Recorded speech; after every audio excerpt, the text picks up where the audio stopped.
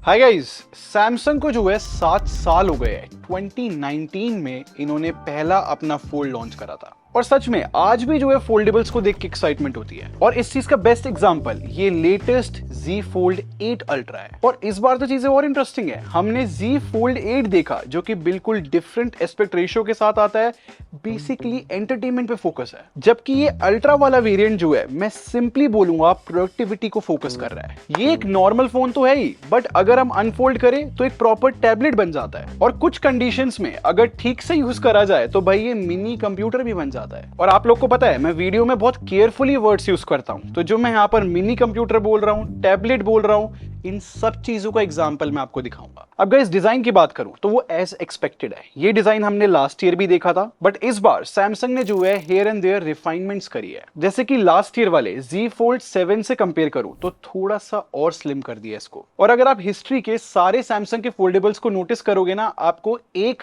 Pattern दिखेगा। हर साल Samsung कोशिश कर रहा है कि फोल्डेबल्स को ज्यादा लाइट वेट बना सके। इस साल भी सेम चीज करी है। आई मीन इस लेटेस्ट Z Fold 8 Ultra को अगर मैं iPhone 17 Pro Max के वेट से कंपेयर करूं तो ये 19 ग्राम्स लाइटर है। नो डाउट गाइस, एक अल्ट्रा फोल्डेबल फोन है ये। अगर हम इसको पॉकेट में डालते हैं 215 ग्राम का है, एक नॉर्मल फोन फील होता है। और हम बहुत टाइम से देख रहे हैं, क्या तो बिजनेसमैन या फिर प्रोफेशनल्स बहुत पसंद करते हैं सैमसंग फोल्डेबल्स। और ये सैमसंग के लिए इंपॉर्टेंट भी है कि इस फोन को लाइट वेट बनाए, क्योंकि ज्यादातर प्रोफेशनल लोग जो है बहुत सारी कॉल्स लेते हैं, तो फोन लाइट होना इंपॉर्टेंट ही है। और अगर मल्टीटास्किंग के लिए इस फोन को अनफोल्ड करके भी यूज करें ना, तब भी एक हाथ से हम इस फोन को यूज कर पा रहे हैं। और मैं आपको एक फन फैक्ट बताता हूं, जो Z Fold 8 आया है ना, पासपोर्ट साइज जिसका फॉर्म फैक्टर है, उस फोन में सैमसंग ने जो है इंटेंशनली एक फीचर हटा दिया जो कि है फ्लेक्स मोड। अगर आप पहली बार सैमसंग फोल्डेबल्स यूज कर रहे हो तो देखो फ्लेक्स मोड में क्या रहता है। जैसे कि मैं Z Fold 8 Ultra में करके दिखाता हूं। अगर मैं कोई भी ऐप यूज कर रहा हूं और फोन की स्क्रीन को मैं थोड़ा सा ऐसे फोल्ड कर देता हूं तो दो पार्ट में स्प्लिट हो जाती है ज्यादातर एप्स, और ये प्रोडक्टिविटी में काफी हेल्प करता है। इनफैक्ट सैमसंग ने जो है इस बार फ्लेक्स टाइटेनियम टेक यूज करी है। और एक इंपॉर्टेंट चीज बताता हूं जो कि कैमरे पे एक्सप्लेन करना थोड़ा डिफिकल्ट है, बट ध्यान से देखना, आपको समझ में आएगा मैं क्या कह रहा हूं।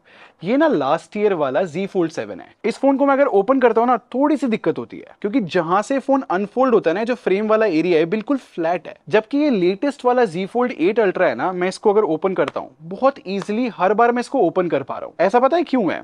इस बार जो है फ्रेम को अगर आप ध्यान से देखोगे, इसके एजेस जो है इंटरनली हल्के से कर्व कर दिए है। इस छोटे से चेंज की वजह से मेरी थंब जो है बहुत इजीली इस पूरे फ्रेम को होल्ड कर पाती है और मैं हर बार बहुत इजीली ओपन कर पा रहा हूं। बाकी जो कवर डिस्प्ले है वो लास्ट ईयर जैसी है, 6.5 इंच की। इनफैक्ट बेजल्स भी जो है लास्ट ईयर जैसी है। तो जैसे कि मैंने Z Fold 8 की वीडियो में डिस्कस किया था ना कि वो पासपोर्ट फॉर्म फैक्टर होने की वजह से आउटर डिस्प्ले में हम बहुत इजीली टाइपिंग कर सकते हैं, तो वो एडवांटेज Z Fold 8 में ही है। क्योंकि ये जो डिस्प्ले है, आप खुद देखो भाई, ज्यादा टॉल है, नैरो है। अगर आप पुराने फोल्ड यूजर हो, आपको यूज टू होने की भी नीड नहीं है। मतलब आपको इस डिस्प्ले में टाइपिंग करने में कोई परेशानी नहीं होगी, आप यूज टू हो चुके होगे। बट अगर आप पहली बार फोल्ड खरीदोगे, ये डिस्प्ले आपको थोड़ी नैरो लग सकती है। तो एक बात तो क्लियर है कि इस अल्ट्रा का एडवांटेज इसकी ये बड़ी फोल्डेबल डिस्प्ले है। आई मीन ये जो इंटरनल डिस्प्ले है ना, 8 इंचेस की है, और ये डिस्प्ले अनफोल्ड होती है ऐसे स्क्वायर में कन्वर्ट हो जाती है। And no doubt guys, excellent display है ये। इस बार सैमसंग ने जो है एंटी रिफ्लेक्टिव कोटिंग भी दे दी है, तो इस वजह से जो आसपास की रिफ्लेक्शंस है ना, वो बहुत कम दिखती है, व्यूइंग एक्सपीरियंस बेटर हो जाता है। इनफैक्ट इस बार तो सैमसंग ने 3000 निट्स की पीक ब्राइटनेस दे दी है, जो कि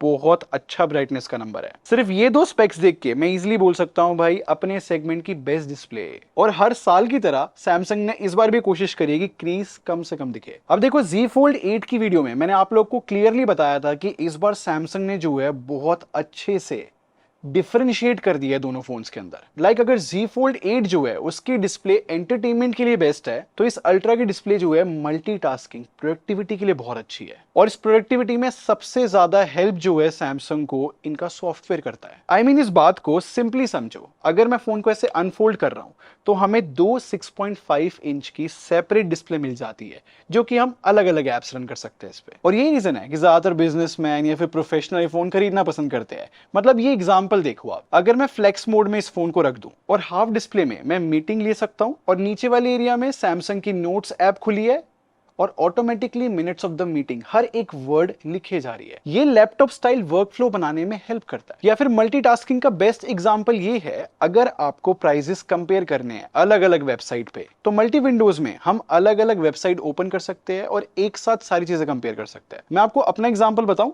मैं जब भी वीडियोस पे रिसर्च करता हूं ना, तो जेमिनाई और क्लॉड दोनों पे एक साथ रिसर्च कर रहा होता हूं। और ये चीज मेरे को बहुत अच्छी लगती है कि इस फोन पे मैं दोनों एप्स एक साथ खोल सकता हूं और जो भी एआई एजेंट रिस्पॉन्ड कर रहे हैं उनको साइड बाय साइड चेक कर सकता हूं। तो पिछले 7 साल का जो सैमसंग एक्सपीरियंस है ना सॉफ्टवेयर बनाने का, जहां पर मल्टी विंडोज ओपन हो जाती है, एक्स्ट्रा फ्लोटिंग विंडोज भी हम ओपन कर सकते हैं, तो लाइक सच में किसी को सीरियस मल्टीटास्किंग करनी है तो वो इस फोन में पॉसिबल है। या फिर किसी को टैबलेट की तरह यूज करना है कि लाइक अगर आप कोई डॉक्यूमेंट स्कैन करना चाहते हो, तो बेसिकली ये फोन जो है लैपटॉप की तरह भी काम कर सकता है थोड़े केसेस में, या फिर टैबलेट तो है ही, और मोस्ट इंपॉर्टेंटली एक फोन भी है। और क्योंकि इस फोन में जो है One UI 9 है, तो जो सैमसंग के फ्लैगशिप फोन्स में नाउ नच फीचर आता है ना, वो अब इसमें भी आ गया है। इनफैक्ट जो बाकी गैलेक्सी एआई फीचर्स भी है वो सारे मिलते हैं, जैसे कि interpreter, now brief, circle to search और माई फैन कैम भी ऐड किया है। ये फीचर पता है कैसे काम करता है? मैंने अपनी एक वीडियो शूट करी थी, और अगर अब मैं चाहूं ना कि पूरे टाइम फोकस मुझ पे रहे, तो एआई जो है मुझको ट्रैक करेगी और वीडियो को पूरे टाइम मुझ पे जूम रखेगी। ये फीचर जो है किसी कॉन्सर्ट में अगर आप जाओगे तब बहुत सेंस बनाएगा। इन शॉर्ट ये One UI 9 इस फोन को बहुत हेल्प करती है, और बाकी सैमसंग के फ्लैगशिप फोन्स की तरह ना इसको भी 7 साल के अपडेट सैमसंग प्रॉमिस कर रहा है। अब क्योंकि ये जो है 2 लाख रुपए का अल्ट्रा फोल्ड फोन है, तो ऑब्वियसली भाई इसमें लेटेस्ट प्रोसेसर मिलता है, Snapdragon 8 Elite Gen 5 for Galaxy. और मेरे पास जो है 1256 GB वाला वेरिएंट है, और यहाँ पर जो है Antutu और Geekbench के जो स्कोर्स है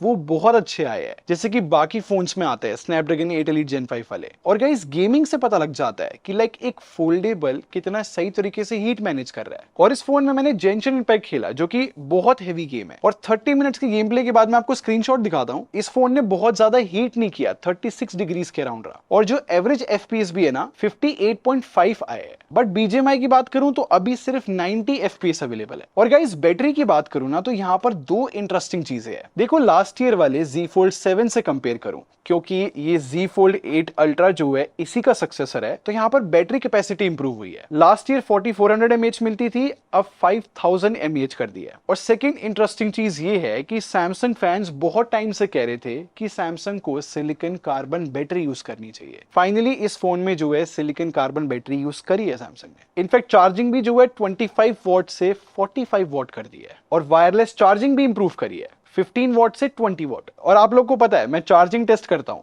मैंने इस फोन को जो है 3 से 100% चार्ज किया और 58 मिनट में चार्ज हो गया। अब देखो कैमरे की बात करूं तो यहाँ पर 200 + 50 + 10 मेगापिक्सल का सेटअप मिलता है। अब देखो लास्ट ईयर जो Fold 7 आया था उसमें 12 मेगापिक्सल का अल्ट्रा वाइड लेंस मिलता था, फाइनली अब इंप्रूव करके 50 मेगापिक्सल कर दिया है, प्लस 10 मेगापिक्सल का जो 3x टेलीफोटो लेंस है वो अभी भी मिलता है। और क्योंकि ये फोल्डेबल है तो यहाँ पर हमें 2 सेल्फी कैमरास मिलते हैं, दोनों 10 मेगापिक्सल के। अब मैं आपको फोटोज दिखाता हूँ इसके मेन कैमरे से।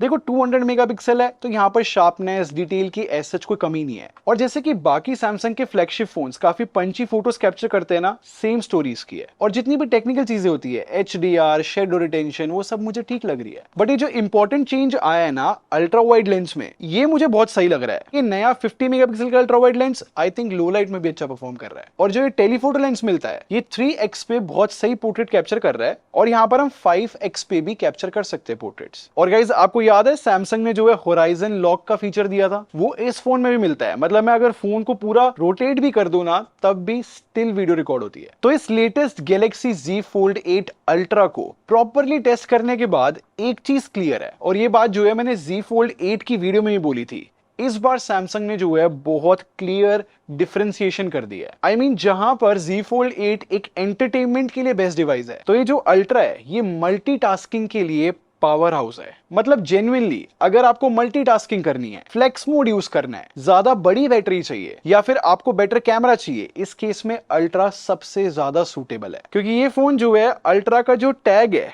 जस्टिफाई करता है। और प्राइस की भी बात करूं तो 2 लाख रुपीज से फोन स्टार्ट होता है, और जितने भी ऑफर्स है वो मैं स्क्रीन पे लगा देता हूं, और इस फोन को प्री ऑर्डर कर सकते हैं। और मैं सजेस्ट करूंगा आप सैमसंग गियर प्लस भी चेकआउट कर लेना। एक्सपेंसिव फोन है, थोड़ा पीस ऑफ माइंड रहता है। खैर ये तो Z Fold 8 Ultra की स्टोरी थी। आपने मेरी Z Fold 8 की वीडियो देखी, वो जरूर देखना, फिर मुझे कमेंट सेक्शन में बताना कि आपको इस लेटेस्ट Z Fold 8 सीरीज का कौन सा एस्पेक्ट रेशो पसंद आया। बाकी इफ इन केस मैंने इस वीडियो में कुछ भी मिस कर दिया हो तो वीडियो लाइव होने के 1-2 घंटे तक मैं कोशिश करता हूं आप लोग के कमेंट्स का रिप्लाई करूं मैक्सिमम तरीके से।